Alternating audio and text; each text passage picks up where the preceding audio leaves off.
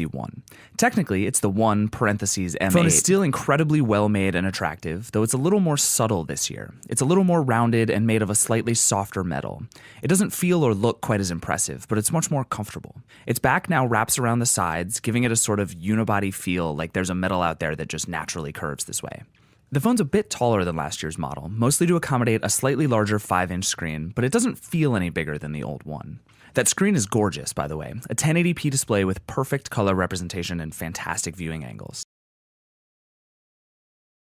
3 GHz quad-core Snapdragon 801 processor, an Adreno 330 GPU, 2 GB of RAM. There's a 16 GB and 32 GB option for storage. Plus, this thing actually has a micro SD slot for up to 128 GB of memory. It's got LTE support, a rear-facing camera that's 4 megapixels, and a 5 megapixel front-facing camera. That's very interesting, but we'll get to that. 5-inch 1080p screen on this guy, 2600 milliamp hour battery, and it's got Android 4.4 KitKat with HTC. So you can double tap the screen to wake the phone, and you can double tap again to turn the display off. Swipe from the left to the right to go to blink feed, which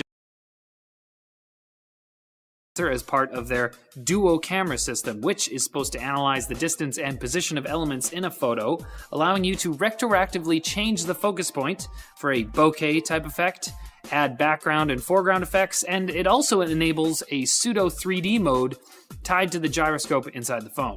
Now these features are kind of cool, and the bokeh effect is cool to see. It works, but just be aware that what they amount to is a gimmick. If you're looking for a really good Android camera that you want to show off your skills with, this might not be the one for you.